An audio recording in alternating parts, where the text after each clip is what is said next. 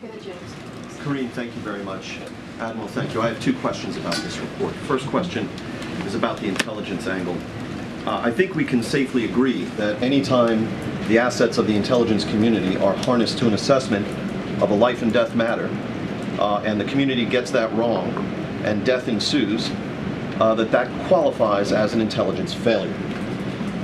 First question here is whether, since you have acknowledged, essentially, without calling it as such, an intelligence failure in this case, do we know why the intelligence communities got it wrong? What was it? Cultural? Was it specific? Was it analytical? What was the problem with the intelligence community here? The intelligence community also conducted after-action reviews, and I'd let them speak to that. I'm not going to do that from here. Second question. We in this room hear you saying, and the American people hear you saying, that President Biden inherited bad policies from President Trump. No. Bad outcomes, bad conditions on the ground. That's what I said. Well, you said you reduced the force to 2,500. You're characterizing that as a bad policy, yes? I'm characterizing that as a fact. Okay. What we hear you saying, let me finish my question, please, and what the American people hear you saying is President Biden inherited flawed policies from his predecessor. President Biden was deprived of the requisite transition papers he should have received from his predecessor, and President Biden was deprived of accurate information from President Ghani about his intentions, and President Biden was deprived of accurate assessments from the intelligence community. The depiction of the commander-in-chief that you present, or this commander-in-chief, is of a figure almost helpless and shaped and buffeted by individuals and forces and entities that are beyond his control, when he had every option to increase the troop size there during his 8 months in office. He had every option to intensify attacks on the 5,000 Taliban fighters and so on.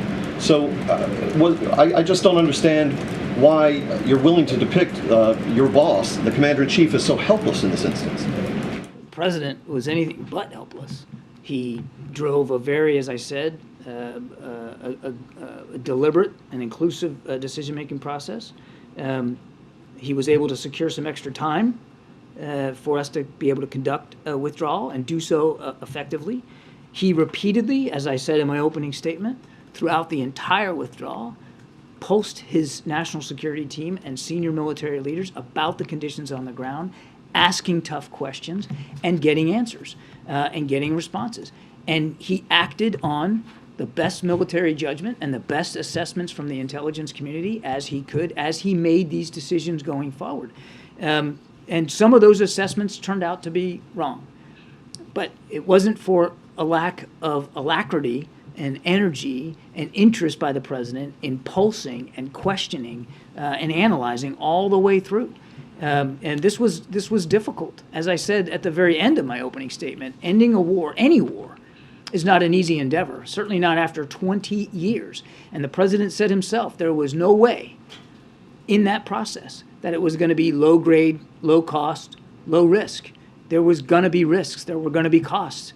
He knew that. The team knew that.